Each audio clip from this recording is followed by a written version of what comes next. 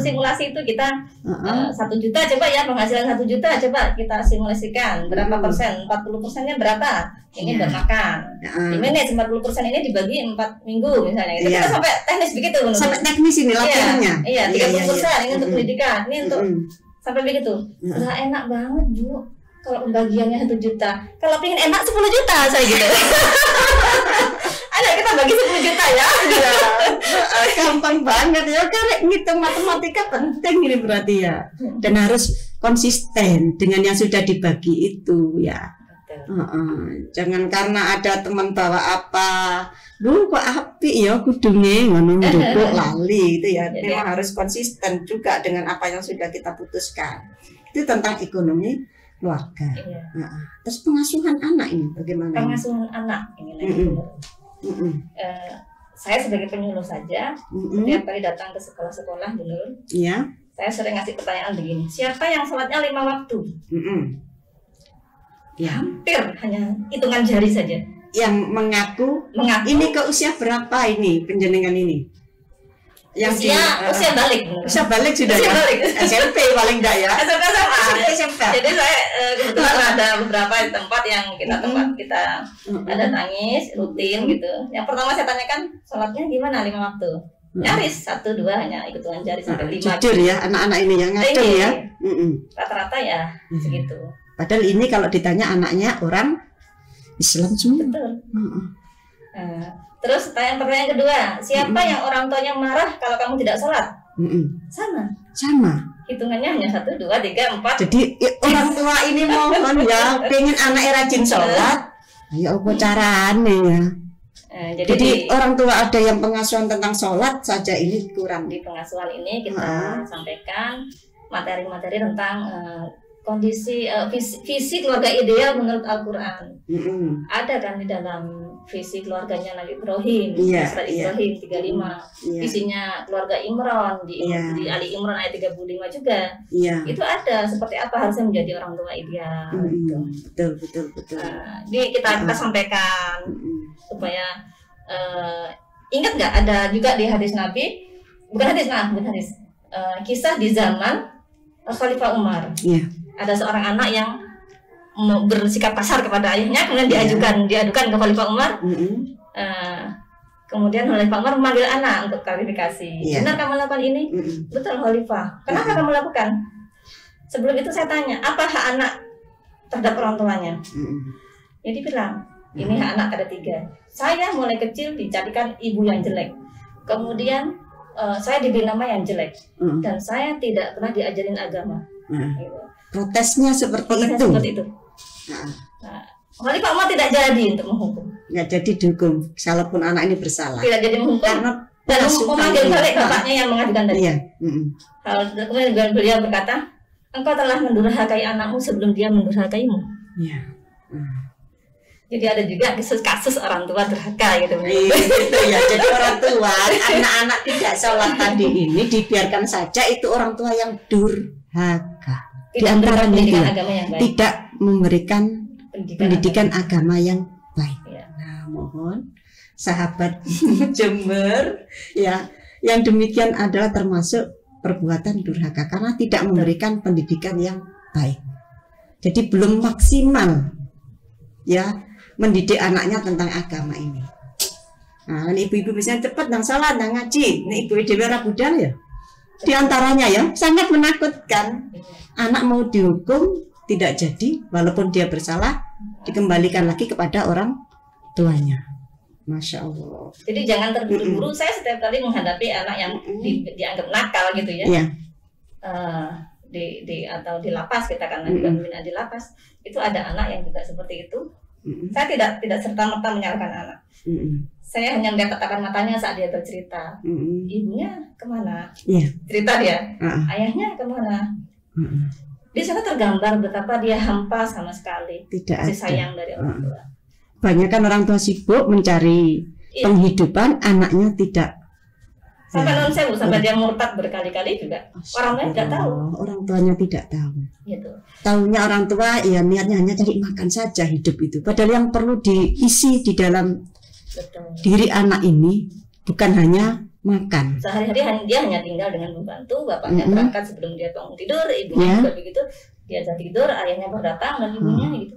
Iya, jadi ini sahabatmu Jember perlu menjadi perenungan bagi kita semuanya. Anak-anak kita bukan hanya butuh uang, makanan, tapi juga butuh yang disiram, diisi hati juga ya. Ilmu, keimanan. Ya, tidak semata-mata uang. Jadi ini sampai masuk di lapas. Masuk di lapas. Orang memandangnya anak nakal, anak durhaka, anak kafir. Tetapi saya tidak sama sekali tidak berani mengatakan itu. Saya hanya bilang sepertinya bukan salahmu sendiri, nak. Iya. Jadi kalau dia ada pembelaan lah, insya Allah ya akan kembali kepada jalannya. Enggak tega saya untuk mengatakan dia anak. Iya. Enggak tega. Memang karena sebenarnya ada andil dari orang tua untuk membentuk dia seperti itu. Iya. Dan ini tidak disadari oleh orang tua tersebut. Betul. Menurut dia sudah maksimal memberikan sesuatu kepada anaknya, tanggung jawabnya, tapi ada hal yang dilupakan. Ya, bahwa kebutuhan anak bukan hanya materi. Betul. Ya. Masya Allah, ini mudah-mudahan bisa menggugah kita semua ya, sahabat Jembermu, tentang pengasuhan kepada anak-anak kita. Jadi kalau kita ingin punya anak yang baik-baik, teladan ya, keteladanan dari orang tua yang utama. Ya, keteladanan itu yang paling utama sekali. Jadi di dalam acara itu, ini semua kayak dikoncei gitu ya, kalau bahasa Jawa itu dijelentrena siji-siji, dijelaskan satu-satu bagaimana menjadi suami istri yang baik. Kalau ingin punya anak yang baik, ya apa caranya gitu ya. Mereka tanya benar. Iya. Fungsi saya sampaikan fungsi orang tua ada 4. Salah satunya adalah tentang perawatan, ada pengasuhan, dan ada perlindungan. Perlindungan itu apa, Bu? Gitu. Ibu-ibu kalau ngantarkan anak ke sekolah, anaknya disangoni apa? Ya uang, gitu ya. Itu saja materi bontotan. Ibu-ibu nggak tahu kan ada sangu yang lebih besar daripada sekedar uang dan bontot, yaitu doa-doa perlindungan untuk anak. Nggak pernah kenal itu. Alhamdulillah kenalnya baru di. Jadi itu bersyukur ya ada pembelajaran itu. Iya, karena orang tua sendiri juga tadi itu bekalnya belum ada.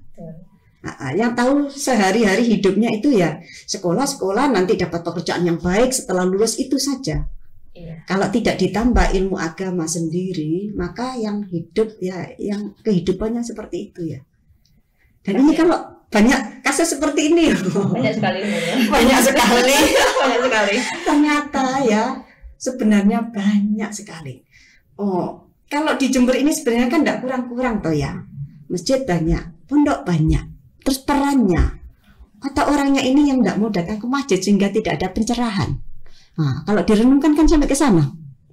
Ya. Jadi memang Allah belum tuntun ke situ benar. Iya. Bisa jadi belum tuntun ya. Atau kita yang belum mencari. Jadi usaha kita terlalu lemah masih. Iya, usaha kita masih lemahnya. Mari ya kita apa yang mampu kita kerjakan untuk kebaikan. Ternyata banyak hal yang harus kita lakukan ya untuk bertablik ini, untuk berdakwah syiar agama Islam ini, karena banyak yang sekalipun agama Islam ya, sekalipun punya Quran, kadangnya juga belum tentu dibaca, apalagi seartinya direnungi itu ya. Nah, jadi banyak hal. Nanti tergugahnya saat ada apa baru ada titik balik. Kalau masih ada waktu, kalau tidak tergugahnya kalau sudah terjadi pemberontakan dari anak, anak ya seperti tadi anak kok dianggap nakal gitu ya, anak kok nakal, anak kok durhaka, anak kok. Saya sampai sekarang ada satu konsultasi yang belum selesai. Ibu non saya sudah usia sekitar 70 tahun. 70 tahun gila nenek dong. Iya. Dan beliau juga bukan dari kalangan biasa, beliau terpelajar, beliau pensiunan gitu ya. Hidup terlunta-lunta karena anak yang sudah berpendidikan tinggi itu pun tidak bisa berbakti kepada ibunya. Astagfirullah. Nah, ini ya hanya bisa menghibur saja kita. Dan bagaimana, Bu? Gitu. Ya, tinggal berdamai saja sudah menerima. Untuk mendidik anak yang usia segitu dan berpendidikan sudah S-nya beberapa double S, triple S gitu ya. Tapi juga tidak mengerti bagaimana agama Islam itu berbakti kepada orang tua juga tidak tahu. Belum paham juga. Kasihan sih Ibu kesana kemari. Iya. Mencari keadilan untuk dirinya. Mencari keadilan untuk dirinya. Tapi kalau dikembalikan kepada dirinya sendiri, apa saya dulu sudah mendidik anak saya untuk berbakti? Ya betul, itu mungkin di sana mungkin agak longgar beliau. Agak longgar beliaunya. Ya Allah. Jadi banyak ternyata kasus-kasus yang kita hadapi itu juga menyadarkan diri kita sendiri. Oke. Itu tentang berkah tadi ya. Berkah. Belajar rahasia nikah. Ya, jadi di dalam pernikahan kadang-kadang kita sendiri tidak tahu pernikahan kita itu seperti apa gitu ya. Yang kita lakukan supaya kalau ucapan sih mudah sekali, ada mantan semoga samawa, tapi samawa itu opo sih menjadikan samawa itu ya. Oke, itu baru satu berkah ya yang kita tentang pengasuhan anak ini, benar-benar ini ya mengetuk hati saya pribadi supaya anak itu bisa juga menjadi baik. Ada ilmu orang tua. Nih orang tua tidak tahu, anak juga tidak tahu, nakal juga tidak tahu anak itu ya, tidak sadar kalau perbuatan ini itu perbuatan yang menyusahkan gitu ya. Oke. Terus kalau selanjutnya ke apa nih materi yang selanjutnya selain kompak ini konseling, mediasi, pendampingan, advokasi dan konsultasi. Iya. Apa itu konseling, mediasi, pendampingan, advokasi dan konsultasi? Kayak berkaitan dengan hukum-hukum gitu ya. Ada advokasi. Misalnya penyelesaian kasus. Rumah tangga tadi ada pertengkaran, akhirnya. Begitu. Jadi kita menyelesaikan kasus juga dalam setahun itu tidak kurang dari 10 kasus lah menurut ya. Iya. Dalam setahun itu kita selesaikan. Baik kita selesaikan di kantor maupun yang home visit gitu. Kita harus di rumah karena beliau mintanya selesaikan di rumah gitu ya. Jadi kita yang petugas yang datang kita yang home visit ya. Kayak bu guru pisan kalau mendatangi muridnya sih datang ke sekolah. Iya. Maka saya memenuhi permintaan. Selesaikan di rumah saya ya. Alhamdulillah selesai dengan damai gitu. Alhamdulillah selesai, tidak sampai harus ke pengadilan dan sebagainya. Terus apa itu yang dipermasalahkan misalnya kasus-kasus itu? Banyak ya. Kalau perselisihan seperti misalnya orang tua terlalu banyak intervensi dalam pernikahan seseorang gitu. Menjadi perselisihan akhirnya kan pertengkaran keluarga. Misalnya intervensi ke anaknya, terlalu intervensi ke anaknya. Padahal anak ini sudah rumah tangga harusnya membangun, mendesain rumah tangganya, tapi masih intervensi dari orang tua itu yang itu juga jadi sumber masalah itu. Apa mertua dengan anak mantu ada juga. Biasanya seperti itu. Iya, biasanya seperti itu. Jadi ini turun ya. Itu kita selesaikan juga. Ya, jadi sampai kalau enggak mau datang ke KUA, kita yang turun ke sana. Kita yang turun ke sana. Jadi ada kisah-kisah heroik juga ada benar. Jadi kita menyelidiki seolah-olah kita ini detektif. Demi untuk menyelesaikan gitu ya kan. Betul. Tapi kalau sudah bisa membantu kan itu senang sekali. Jadi sampai ikut terjun ke permasalahan itu ya. Anak yang disembunyikan sudah seperti itu sudah. Betul kayak di sinetron gitu ya. Pasangan-pasangan yang menyalahi kesepakatan gitu. Jadi itu banyak berarti di dalam rumah tangga ini banyak juga kasus-kasus ya yang mereka tidak mampu menyelesaikan sendiri. Ada juga yang kita arahkan untuk bercerai dulu. Ada sampai bercerai, padahal kalau cerai itu kan harusnya kita hindari gitu ya. Begini benar. Batasan-batasannya itu keluarga itu kan ada tujuan. Tujuannya kan untuk menuju sakinah gitu. Ketika perceraian itu sudah jelas-jelas madorot bagi salah satu pihak.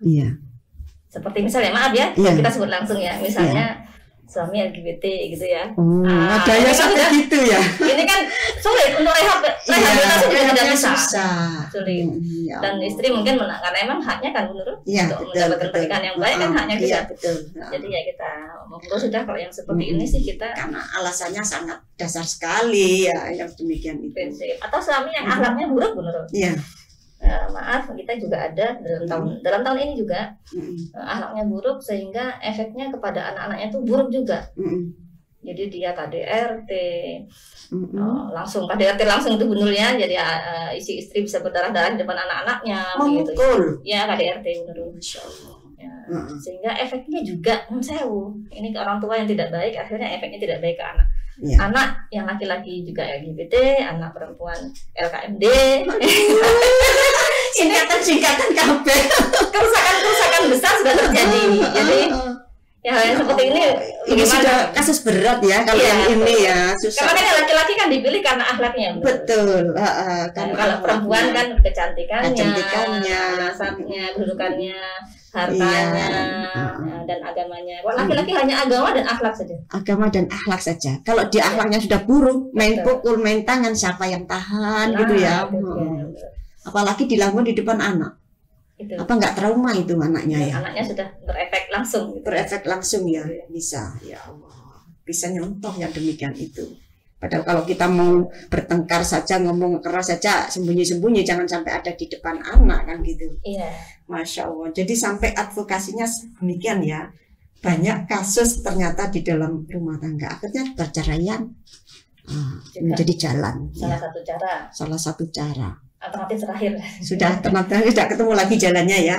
Ya, sudah ketemu lagi untuk perbaikan sudah angel itu ya. Kalau parasin deh sampai nggak ketemu gitu ya, servis di mana lagi gitu ya. Terlalu berat. Akhirnya bercerai lah itu ya. Iya, pasangan-pasangan seperti itu memang sudah. Tapi yang menyiapkan semuanya, anaknya disiapkan, istrinya disiapkan untuk bercerai kan tidak mudah gitu loh. Itu sudah menjadi juga.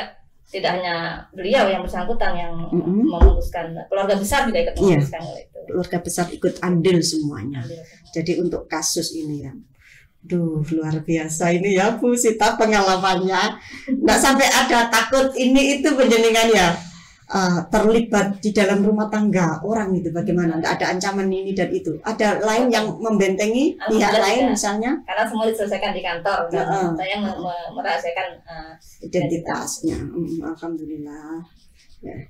Kemudian ya akhirnya perceraian itu ya kalau nggak ada jalan yang lain ya perceraian. KDRT itu ya yang sangat berat sekali. Perempuan itu nggak tahan kalau sudah kena pukulan tangan jatuh gitu ya. Iya, itu sampai ke polisi sudah divisum dan sebagainya. Sudah sampai ke sana. Jadi berkaitan betul dengan hukum ini kalau sudah sampai ke polisi. Sudah visum. Iya. Jadi konseling, mediasi, pendampingan. Ini pekerjaan berat berarti ya buat penyuluh seperti penjenengan kan harus diwariwi ngurusi kasus ini. Kadang-kadang kita nggak sampai ke advokasi juga kok. Kadang-kadang masyarakat itu sudah mandiri kan. Hanya kita kasih informasi ini nanti alurnya ke sini. Oh gitu ya. Dan siap-siap ke masyarakat. Iya, sudah mengerti ya. Orang kota, mencari kota ya. Kalau KDRT ini di perkawinan biasanya terjadi kepada masih kawin anak atau bagaimana, atau kawin yang sudah cukup usia pun masih ada KDRT ini kasus yang ada karena karakter ya menurutnya orang yang suka memukul itu karakter bawaannya ya bahkan dari lahirnya itu yang konsultasi di tahun ini itu KDRT-nya dulu waktu masih kecil-kecil ya waktunya masih sambatnya sekarang ketika anak sudah besar dulu tahan-tahan saja ya lama-lama kita nggak tahan akhirnya mencurahkan. Jadi anak melihat bapak memukul dan sampai mamanya seperti itu mulai kecil-kecil mereka. Sekarang sudah besar dan sudah menentukan orientasi seksualnya. Iya. Sudah seperti itu. Ada efeknya gitu ya. Berarti istri ini sudah bertahan lama dan tidak berubah juga sikap orang yang suaminya ini ya. Jadi efeknya kepada anak-anaknya. Masya Allah, akhirnya bercerai juga lah ya. Mudah-mudahan dapat ganti ini yang lebih baik.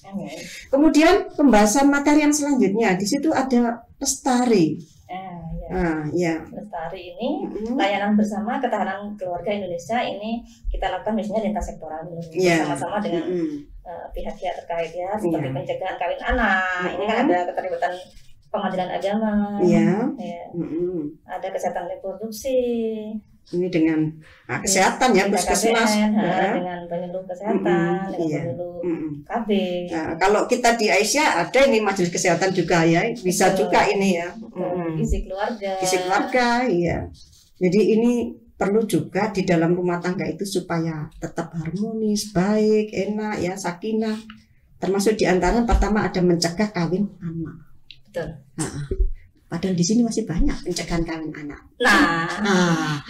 Masih banyak kawin anak. Bahkan kalau tidak diizinkan, kan kita bisa mengadu ke, nanti diberi karena hal tertentu akhirnya diberi legalitas itu ya, diberi apa dispensasi lah istilahnya itu ya. Dispensasi dari pengadilan. Dari pengadilan agama. Kalau akan tidak serta-merta menerima, ya ada alurnya. Sampai diberi dispensasi itu berarti ada kasus-kasus tertentu ya. Biasanya begitu ya, sehingga kawin anak. Kalau sekarang kan 19 tahun itu usianya minimal 19 tahun laki-laki maupun dan perempuan. Ini kalau menurut saya ini sudah lulus SMA ini ya. Lulusan SMA. Minimal itu. Nah, jadi kalau masih usianya kurang kan tidak siap juga ya. Di Sumber terjadi tapi. Di Sumber tadi masih terjadi itu. Masih ada.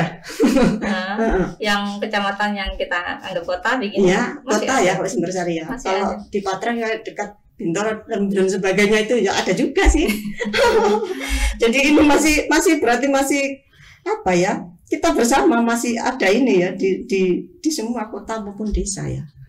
Karena banyak hal, bukan hanya apa ya karena tadi ada kasus-kasus tertentu sehingga terjadi perkawinan anak. Misalnya lahir apa ya hamil duluan LKMD tadi ya itu apa LKMD kalau disingkat L itu apa ya nanti menurut di belakang panggung saja ya maaf ya Jembang Pos kan belum boleh tahu singkatan LKMD. Jadi jangan sampai perkawinan di bawah umur ini tidak siap semuanya lah, dari kesehatan juga kurang siap ya, dari segi mental kan belum siap juga.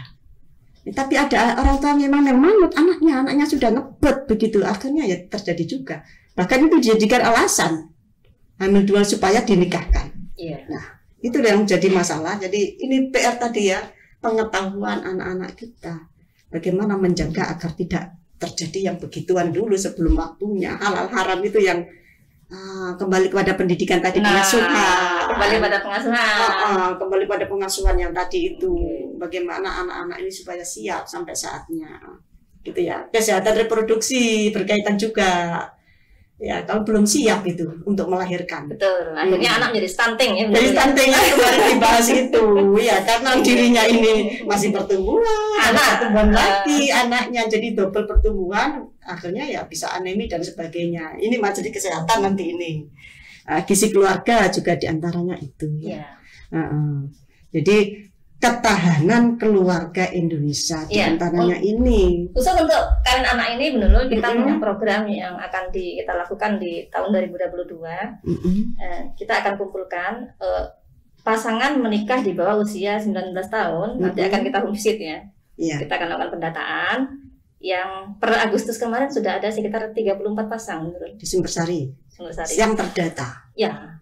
Yang menikah resmi menurut. Yang menikah resmi ya itu yang terdata menikah resmi lapor ke KUA ya bisa ada, kalau di KUA lengkap ya datanya bisa dilacak itu. Insya Allah kita kunjungi mereka, melihat kondisi mereka terkini seperti apa, dan kita minta kesediaan mereka untuk hadir ke KUA untuk kita bimbing dalam program sekolah ibu. Sekolah ibu. Iya, betul ada.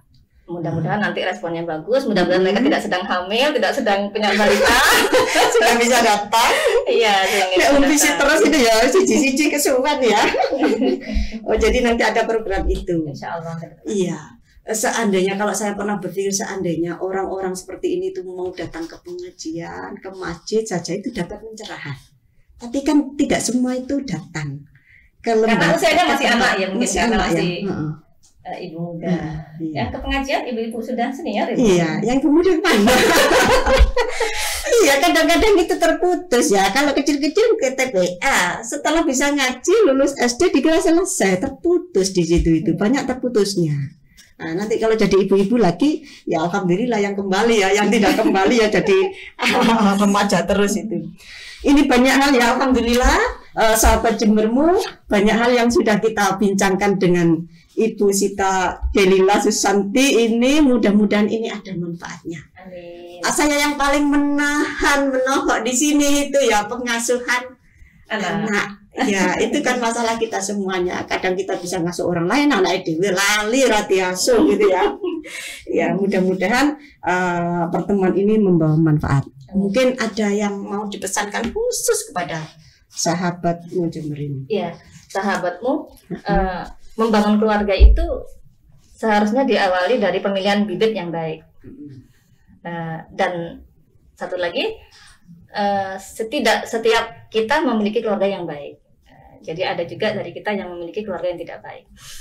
Namun keadaan buruk atau baik itu sebenarnya hakikatnya adalah sama-sama rahmat dari Allah Subhanahu Wa Taala untuk kita jalani dan kita berperan dengan sebaik-baiknya peran.